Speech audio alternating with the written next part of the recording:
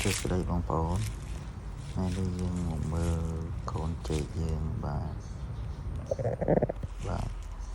កូនចេកនេះមានរយៈពេល2អាទិត្យហើយបងប្អូន2សប្តាហ៍ហើយបាទហើយយើងដាក់ដាំហ្នឹងគឺចេកណាវ៉ាទឺបងប្អូន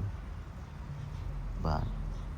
ហើយចេកណាវ៉ាទឺនេះយកមកគឺមានតែ3ស្លឹកហើយដើមវាប៉ុនកូនដៃគឺទូចមែនតើបងប្អូនតែដល់វាធំហើយដាក់ដាំរយៈពេល2អាទិត្យហើយ2សប្តាហ៍ហើយ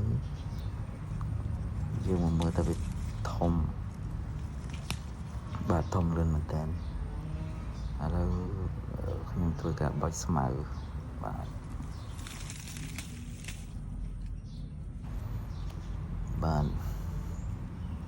ឥឡូវយើងមកបោចស្មៅវាចេញពោចាប់ដើមឡើងស្មៅហើយបងប្អូនហើយយើងធ្វើស្មៅហ្នឹងគឺដើម្បីឲ្យវាកុំឲ្យវា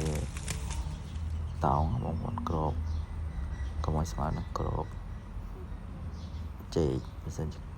ឡើងក្របចេកវាអត់ស្ទុះបងប្អូនវាអត់ធំលឿនបាទអញ្ចឹងយើងត្រូវធ្វើស្មៅវាស្អាតតន់ស្មៅដុះតិចយើងដកចោលអស់ទៅធ្វើវាបាទបងប្អូនហើយចេកខ្ញុំនេះវាធំលឿនប៉ុន្តែវាស្លឹកអត់ធ្វើល្អបាទ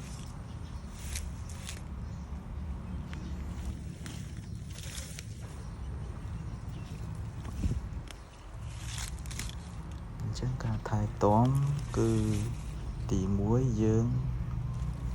ត្រូវមើលស្មៅបាទសម្អាតស្មៅស្អាតកុំឲ្យមានស្មៅដុះក្របចេកឬក៏វល្លិតោងដើមចេកគឺធ្វើឲ្យវាការលូតលាស់វាយឺតតូចហើយអញ្ចឹងតែក្របស្មៅខ្លាំងគឺអាចវាងាប់តោងវល្លិតោងវល្លិអីអាចងាប់ព្រោះដើមនៅតូចបាទដើមយើងនៅតូចគឺចាញ់ស្មៅបងប្អូនអញ្ចឹងយើងទី1ហ្នឹងគឺថែទាំ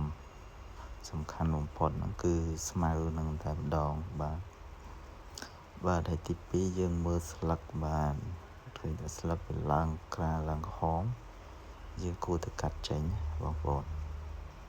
កាត់ចេញកុំឲ្យវារាល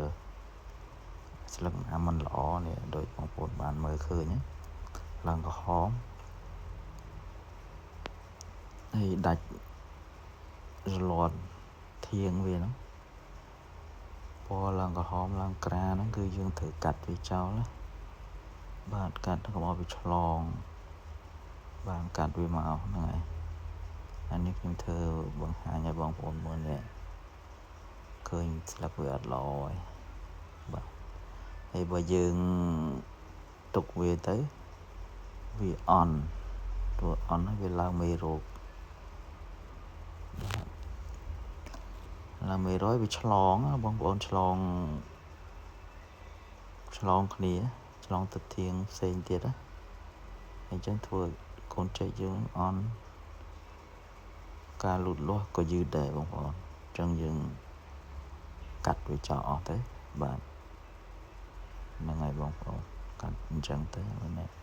ស្លឹកអត់ល្អទេកាត់ចោលហើយយើងទុក3ស្លឹកឬ5ស្លឹកទៅបាទអញ្ចឹងអរគុណបងប្អូន